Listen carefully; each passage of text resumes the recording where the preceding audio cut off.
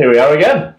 Welcome to Hit the Bar. This evening, we're welcomed again by one of our panellists from the first session that we did, Tanya, and the other two people are Paul. Good evening. Paul Morgan. Good evening. And Paul Carter, who joins us again after last week. I think let's get it out of the way. It's the most recent game that we've played so far, the Blackpool game in the EFL Trophy. Paul, you went to that one. I did, Glenn. How did you see it, and what are your thoughts about us I'll show you not from going my through? eyes. And we didn't play. We didn't play until we were 2-0 down. Then we got back to 2-1. Everybody was saying yes, we're going to win. Yes.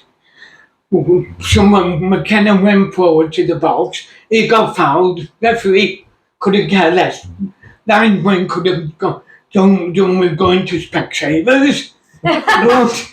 but at the end of the game, we laughed and we like what Derek Adam was saying. I think it would have been a better game if the other people, other players hadn't been on international duty. Right. I thought it would have been a better game. I don't know what Paul and Tanya think, but I thought it would have been a better game. Are you bothered that we're out of it, Paul? Is it something that you would have liked to have seen us progress to the knockout stages? I would have liked us to get to the next round, but let's concentrate on the next game against Wrexham. Yeah. And I think we could get back to winning ways man do. It's like people saying it to Mickey Mouse Cup. Yeah. But we need to get out there. Yeah. Okay. Paul, you were there as well, were you? Yeah. We didn't start until the 7 minutes was up for injury time. Yeah. They were a class above us, you could tell, even though, in my opinion, you could just tell they were a class above us. Yeah. And like Paul said at the end, we had that free kick. You wanted it in the box. You didn't want somebody firing it over the bar.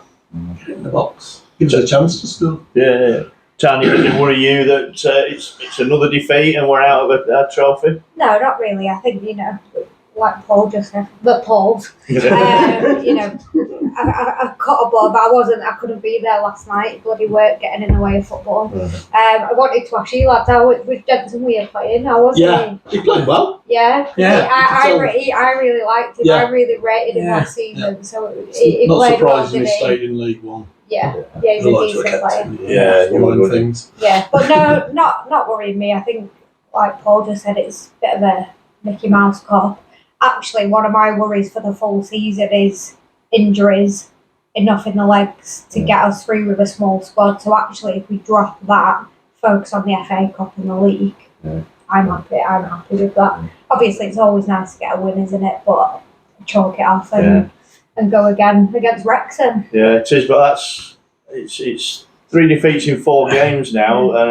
The Grimsby game, Paul, how did you see that one? It was a surprise to me, I have to say. I went into that game very, very confident that we'd sort of bounce back after the Barrow League game. They looked tired. Yeah. I thought we looked tired, and once they've scored really early in the second half to equalise from the keeper's mistake, it lifts their fans. They were very quiet in the first half, but they just sort of lifted, and they get the second goal.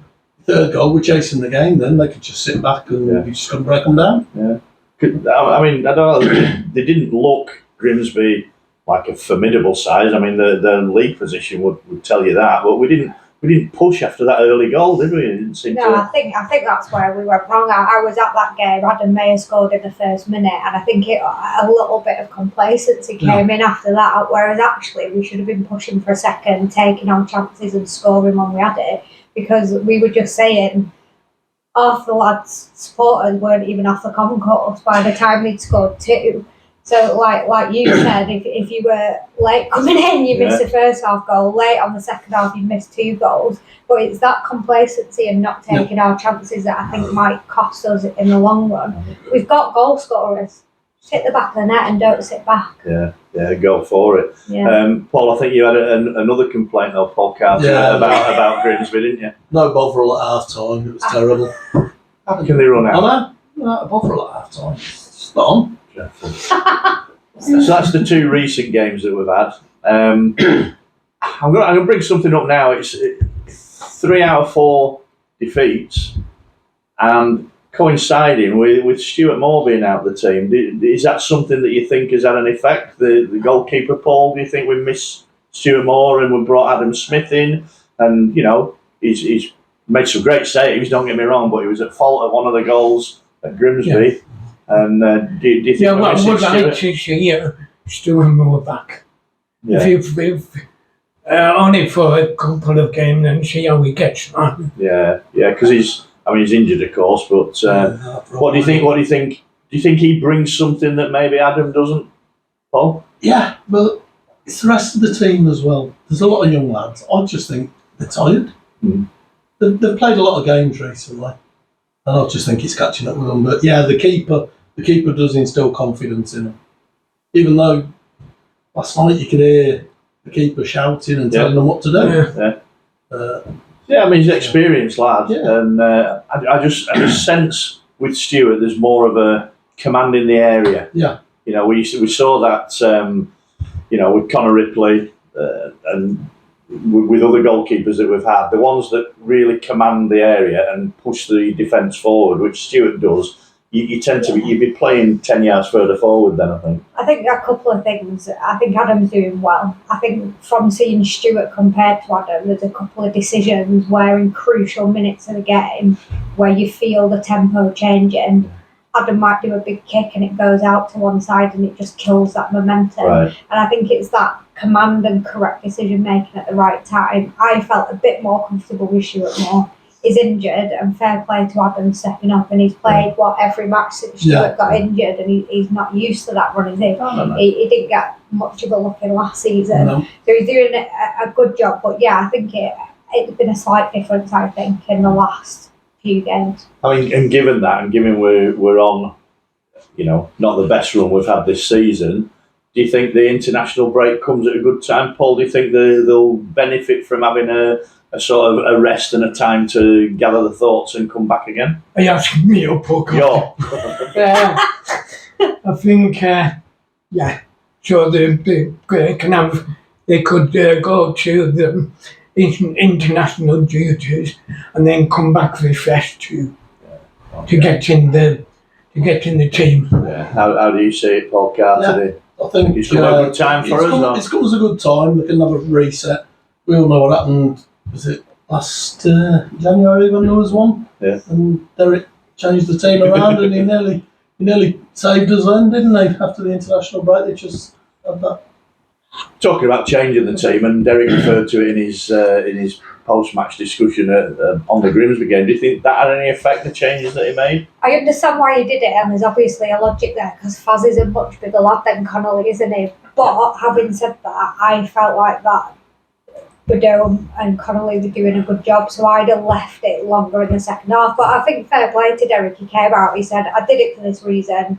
I don't think it paid off. Yeah. You make mistakes, don't you? We all make mistakes at work. Unfortunately for him, he's got, 4,000 Shrimps fans saying, why have you bloody done that? But I can see the logic, but no, it didn't pay off, did it? No.